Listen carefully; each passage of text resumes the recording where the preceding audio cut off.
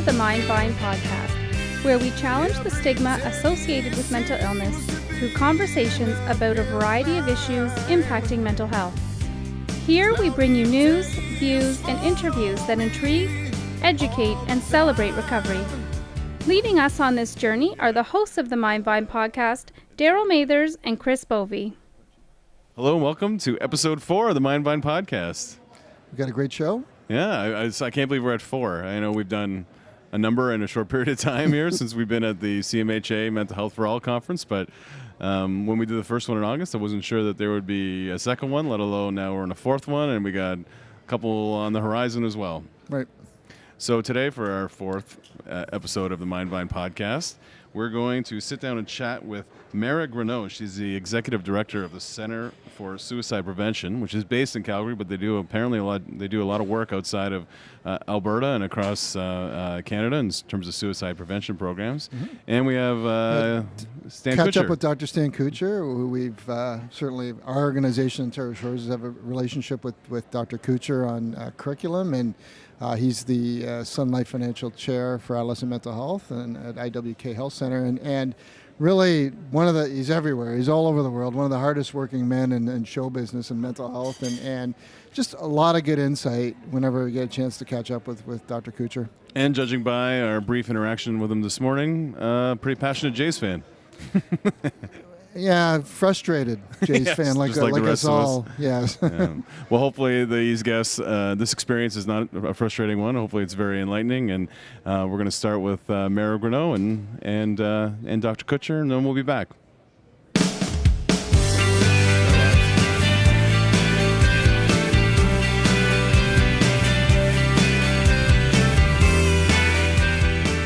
So we are pleased to have with us Mara Grunau, the Executive Director of the Center for Suicide Prevention, and welcome.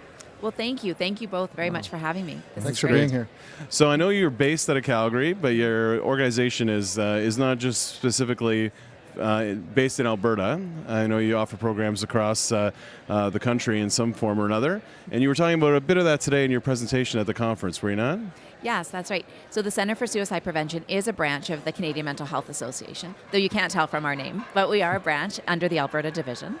And in Alberta, we operate the Assist Workshop, which is a Living Works product, but came out of our organization originally. Right. And we run that and facilitate it throughout the province.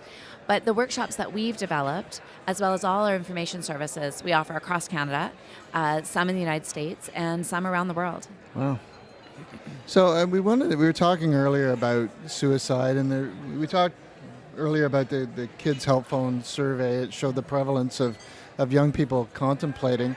There seems to be, and we're not clinicians by nature or anything, but there seems to be a real debate sometimes, even in the field, about not talking about suicide because it's going to give impressionable kids ideas as opposed to opening up the conversation. Even our background's media, whenever there's the suicide, the police don't report it, or, we kind of keep it hidden. Mm-hmm. I'm just curious from your perspective, what's the right balance of having this conversation with young people and parents and educators?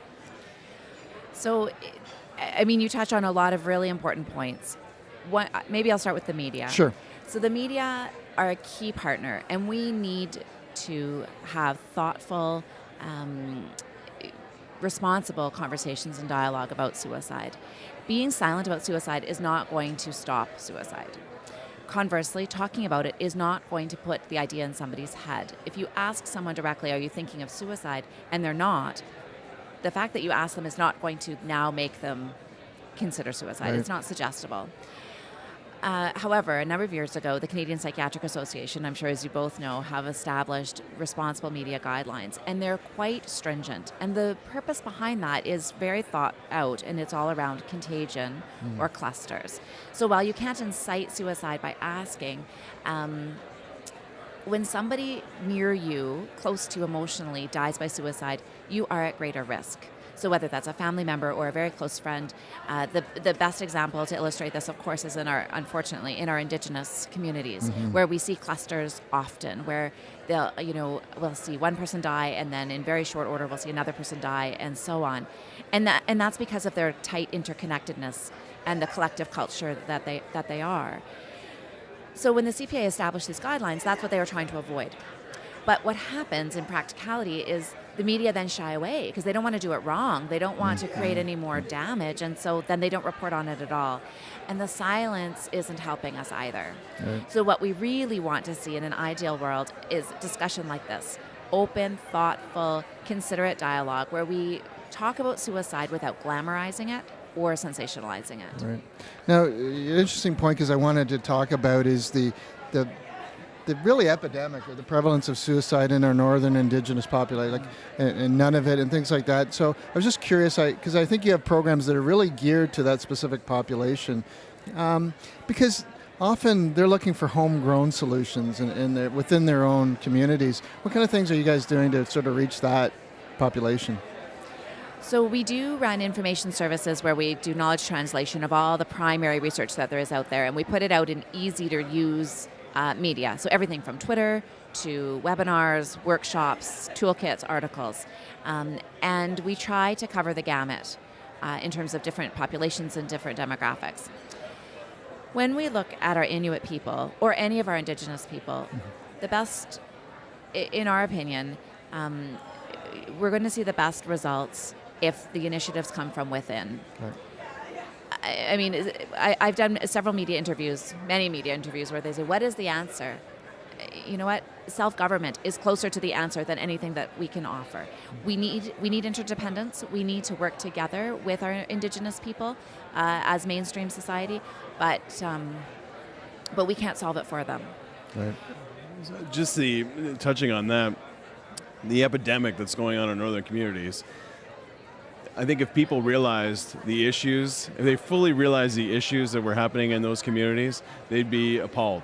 And it would almost be like a state of national emergency if they really understood the issues these people are facing. So what, as so-called mainstream society, is our responsibility in kind of helping them through this, or creating solutions to help this population? Well, I think you've nailed it. It's awareness and understanding. I mean, education is how we see transformational change. We don't know what we don't know. And I think you're right when we say the general population has no idea the living conditions or the social determinants that these people are facing. I mean, we may think, oh, they live up north and it's so, remote and cold. Well, that's not the issue. That's not the issue. Yeah. And when we look at the colonization and the impacts intergenerationally on our Indigenous people, I think people can step back and maybe gain a bigger perspective. So I think it's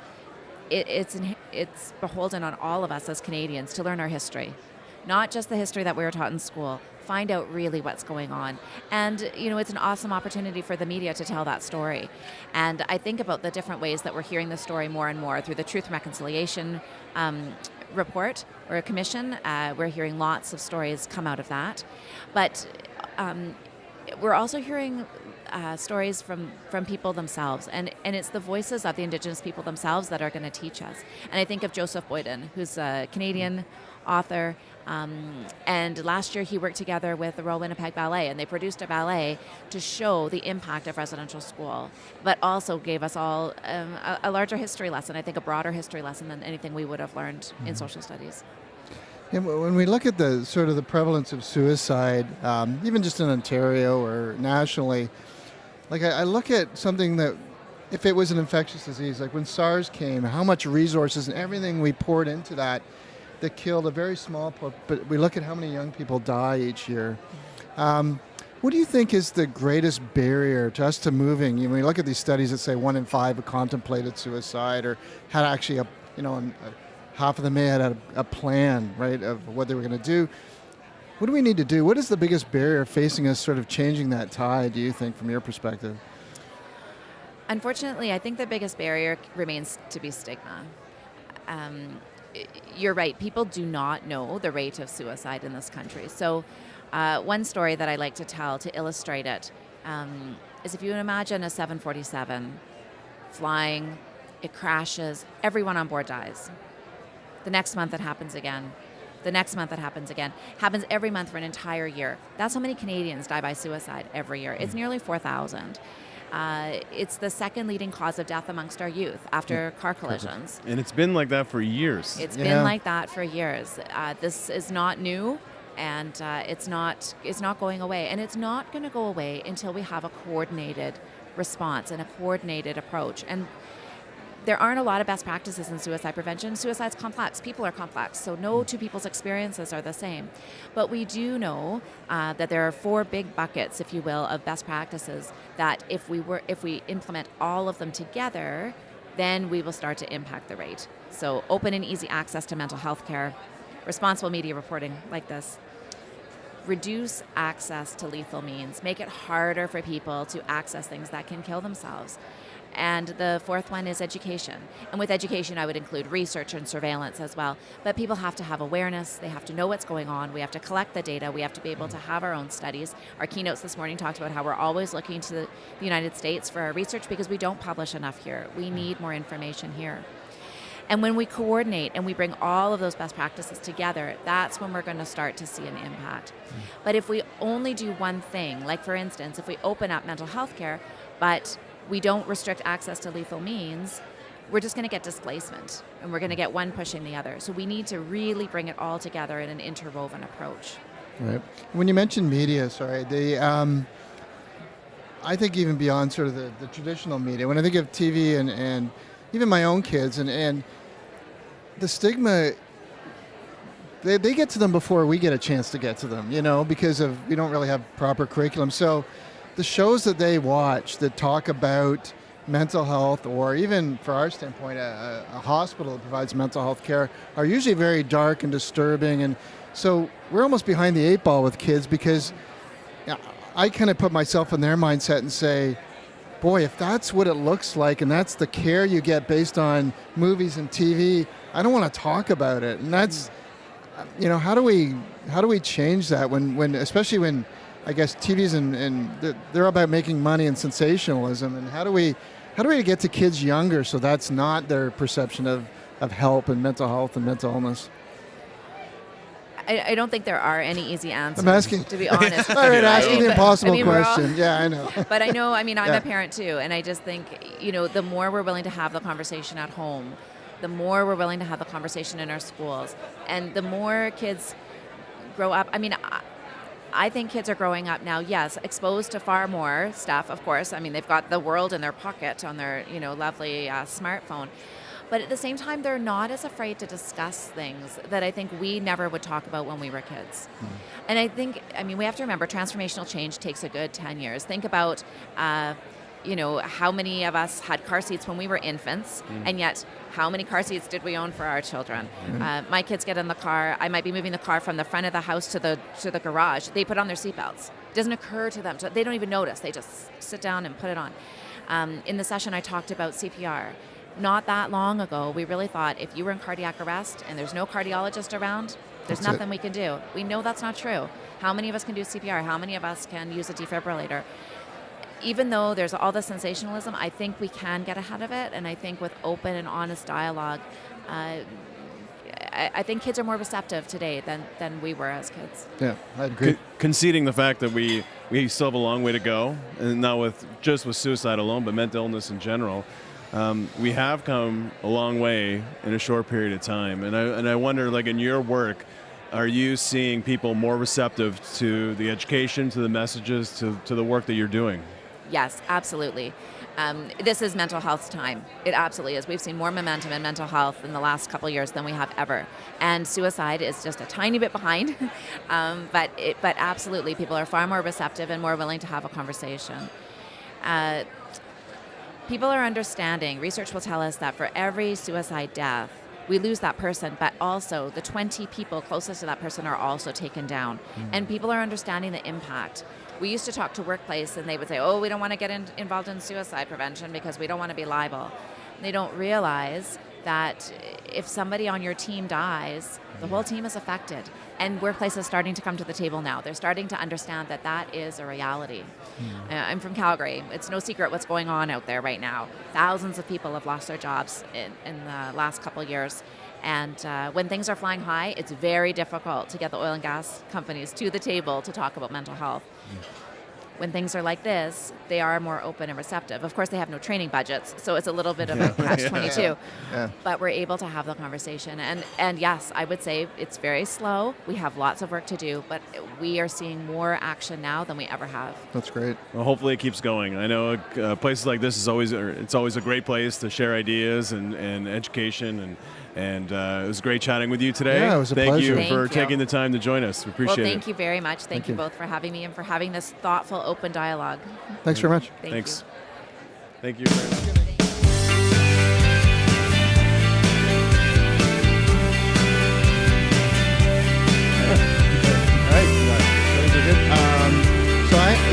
It's my pleasure. One of my favorite people in mental health. I learn something every time you speak.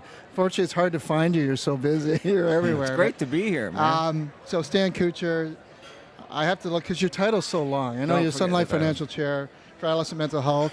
Also the Director of World Health Organization, Collaborating Care and Mental Health Policy and Training at Dalhousie University and the IWK Health Center, and one of the smartest people in this field. And we've had the pleasure. Well, I am. I hope my mother's listening to this because she would like this. Well, Darryl's mother actually drives our podcast. Yeah, she's our number one fan. But it's a pleasure to have you. And we've worked, our Ontario Shores has worked with you. And so I thought what today we'd talk a little bit about is we've talked to some people about adolescent mental health and sort of I'd like to start with the curriculum piece because I know you've done a lot of work on curriculum and it's been adopted. But how do we get this? This is something that every school should have. Like, how do we get this, even from a young age, to build mental health as part of the education system at an early age? Yeah, I think that's a fundamental challenge. First, let me say that we really need to focus at creating what we call integrated health for kids. And that means that we shouldn't separate mental health from the rest of health. I mean, what's good for your bicep is good for your brain. Mm-hmm. And yet we've come at it from two different directions. And we expect the stigma to go away. Well, we have to integrate them together. And so when we're talking about mental health, we have to be talking about what's good for your health and for your mental health at the same time. And then the second thing that we really need to do is we have to integrate, not just in health, but we have to integrate across the systems that serve kids. Mm-hmm. And the healthcare system serves kids. The education system serves kids. Now, we are really bad at getting access to mental health care in the healthcare system, but the education system is really good at getting access to education. So when I think about it for like 2 seconds, what we have to do if we want really good integrated care is not put up community care clinics. We have to integrate mental health into educational systems. All right, with health and mental health into educational systems. Every educational system already has health courses. The challenge is how can you put into those courses curriculum that actually we have good evidence for makes a difference, as opposed to curriculum resources we have no idea if they work or not. Right. And then the second thing is how can we prepare the system to be able to identify, triage, and support and refer kids who are more likely to have a mental disorder than having a bad hair day. So those are our two challenges. So what are you've had success in certain areas, certain provinces more than others. What seems to be the barrier in the school systems in different provinces to make this part of their well, I don't want to talk about one province in general. But just generally. Single things out. But I think that there are a couple of different things. Number one is because health and education are both provincial responsibilities, many provinces, not many, some provinces actually think that they own everything. And they're not going to do it unless it was made here. Well, that's just nonsense because kids are the same all across the country, Right. and things that are done in one part of the country can be actually easily transported into other parts of the country, and they'll have the same effect. We know that. In fact, in our work, we've demonstrated it. If you do it in Calgary, if you do it in Kamloops, if you do it in the Kawarthas, you get the same results. Right. Okay? So it's part of this hubris that some provinces have. The second thing is that there really is not a very strong commitment. There's lip service. This is going to sound harsh, but I think it's true. That there's lip service to using evidence, but there's not a lot of commitment to using evidence. So here are some resources that have unbelievably solid evidence for their impact, both on students and teachers. And here are resources that have no evidence whatsoever. And very often, schools use the ones that have no evidence whatsoever, and they are willing to pay a lot of money for things we have absolutely no idea if it works or not, and sometimes they're willing to pay a lot of money for things that don't work. Right. So the quality of the decision making is a challenge. And then the other thing is that sometimes people just don't know about it. So, education systems are multi-layered, multifaceted.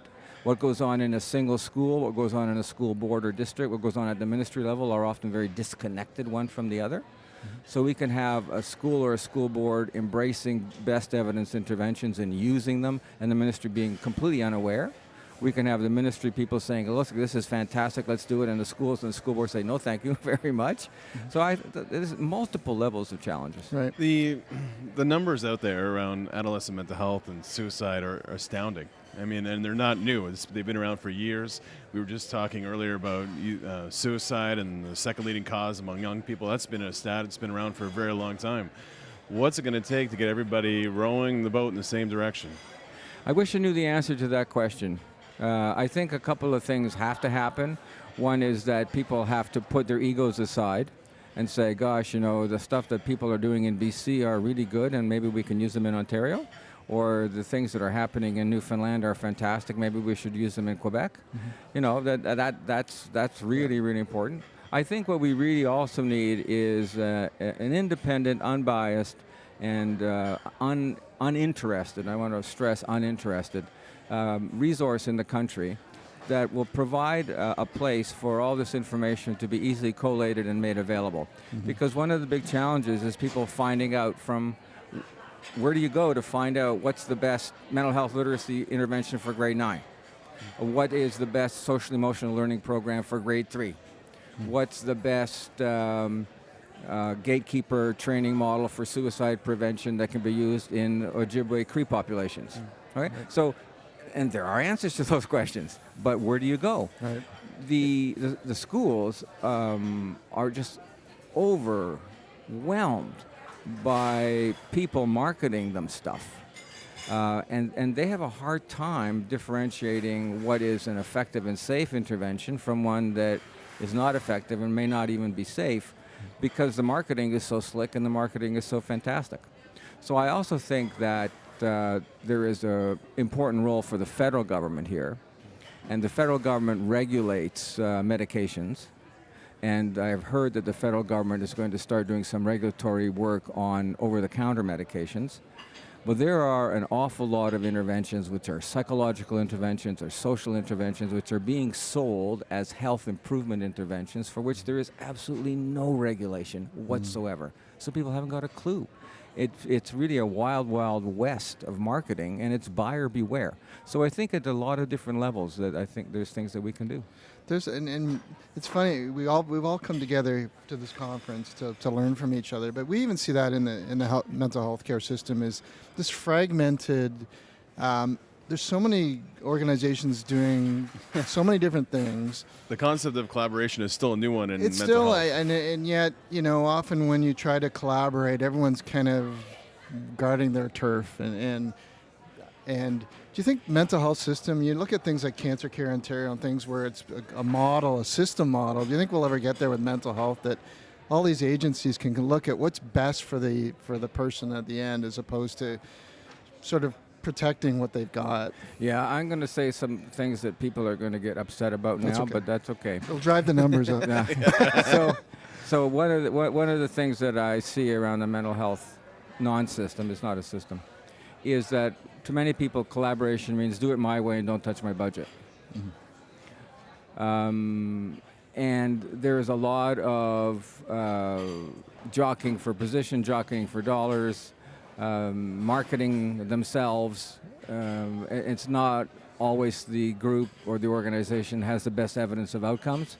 It's the group that can make the best sales pitch for the dollars. When you look at organizations like Cancer Care, what they have actually done is they've put the responsibility, authority, and funding umbrella under one agency that has the mandate to do the work and to show the results. In mental health, we have not done that. And I don't think you can ride off on 47 different horses at the same time and get to the same place at the same time. It's just not possible. I think somebody, and this is a government responsibility, frankly, it has to take, and it's a tough step, but I think it has to be done.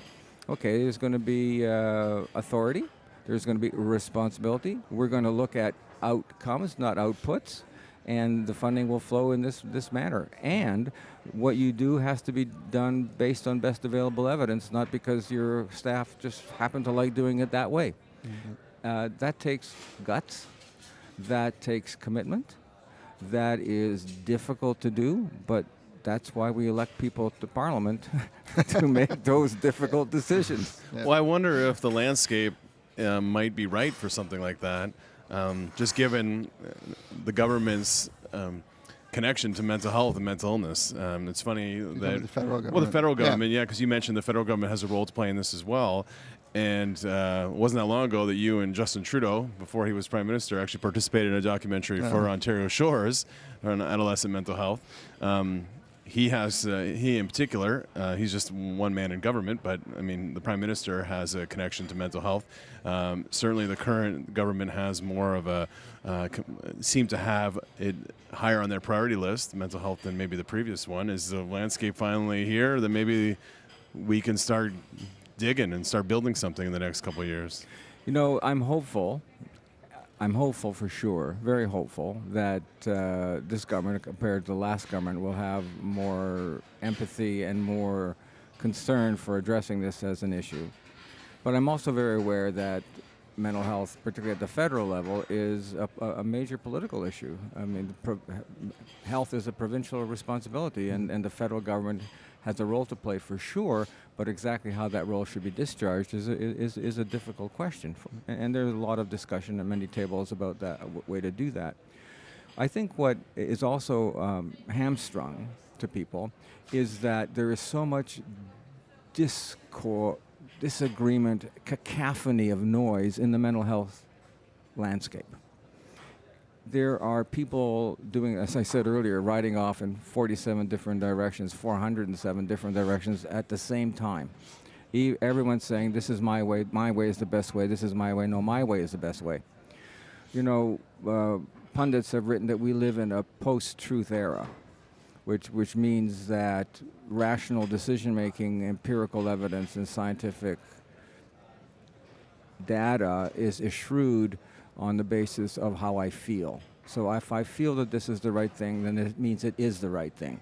And mental health area is an area of healthcare which is abundantly served by how I feel this is the right thing, as opposed to this is the data that shows us what the right thing, or at least wrong thing would be. Yeah. And it's very, very hard to get a conversation going when everybody thinks that how they feel is right. And it's very, very hard to get consensus if everybody uses their feelings as the marker of what the right answer is. We really, I think, have to start at some basics, and the basics we have to start at, the first basic is that we have to ensure that what we do is based on best available science. And the second part of that is that we have to ensure that what we do is based on fundamental values such as human rights. And if we can put fundamental values such as human rights together with the best available science, I think we have a way to go. I'm not seeing that happen in the mental health space, but I think it has to happen. And so as a result of that, governments frankly are confused.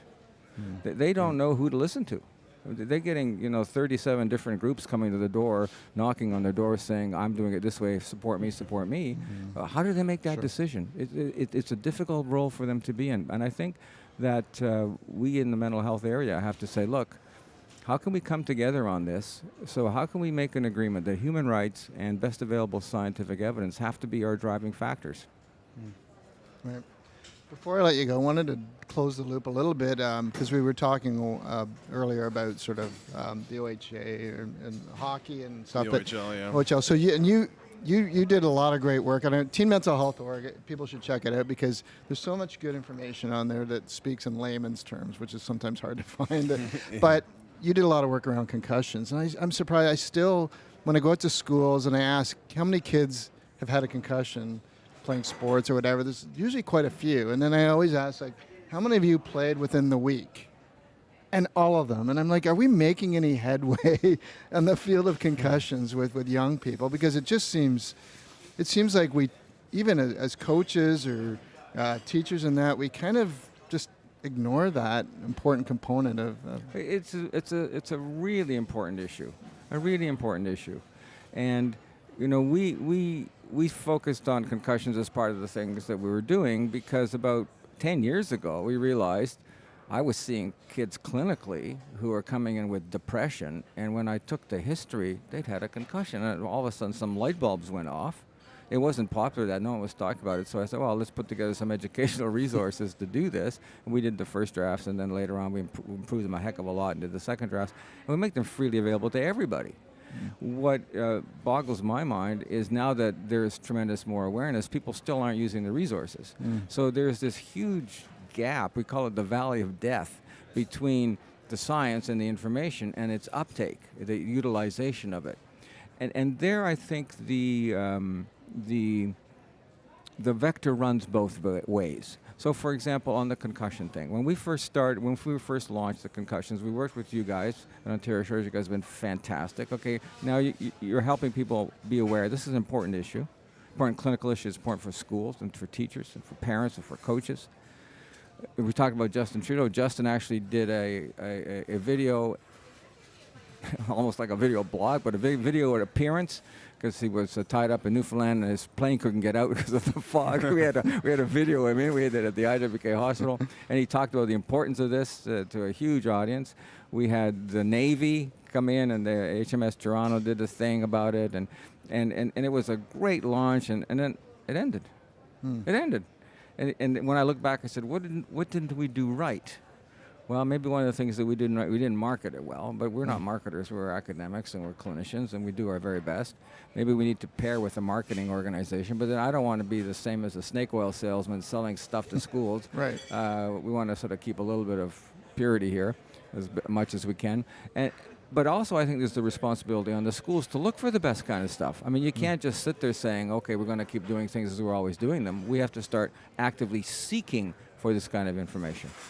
So I think the vector runs all directions. Do you think things like what the NFL is going through bring more attention, like when you see things at a professional level when they're talking about head trauma? Or do you think people just think, well, my kid doesn't do that, even though kids get concussions just playing on the jungle gym as opposed to playing football? But do you think these are raising the bar a little bit? Or? Well, I'm hopeful, and awareness building is not the end of the story.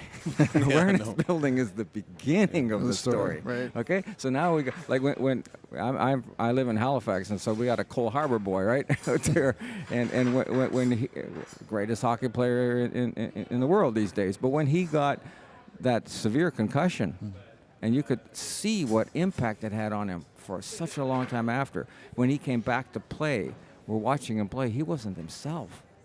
Even though he was back, you could tell he was a step slower. He was just a little more hesitant. Now he's come back. But how long has that been? Yeah. You know? And so it's that kind of example which is fantastic. Awareness is really good, but it's got to be paired with the next step. So what I'm seeing, and that's fantastic, is the awareness starting to grow, but where are the next steps? Right. Well, we could talk a lot longer. I know you got a lot to do, but always a pleasure, Dr. Kutcher. Whenever we can catch up with you. Yeah, thank you much for taking time for us today. For giving me a chance to chat with you.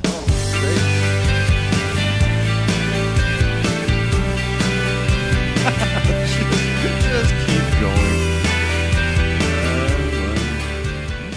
was a good was number awesome. 4. Yeah. As always, Dr. Kutcher, very straight to the point. A lot of good insight into the health system and where we kind of need to go, and so we always enjoy his candor for sure. Yeah, and Mara, somebody that I had met previously, but very passionate about suicide prevention and the work that she does with CMHA, which I guess the Center for Prevention of Suicide is a branch of the CMHA. So very good to get insight from her as well, and it's been a good couple days here. Yeah, it's been a great conference. A lot of great organizations, a lot of great people, a lot of great vision, and hopefully, these types of dialogues don't just come once a year in a conference, that we continue to talk and come together and look at improving the mental health system going forward. And while we're wrapping up this episode, we've got to look forward to our 5th episode coming up. It'll be our last day here at the conference. So watch this and keep an eye out for our next episode. Will you be here? You just ruined the end. You just ruined it. You did.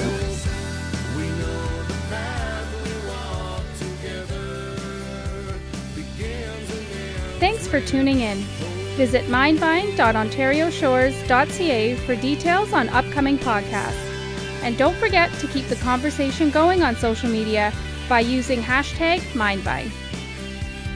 Begins and ends with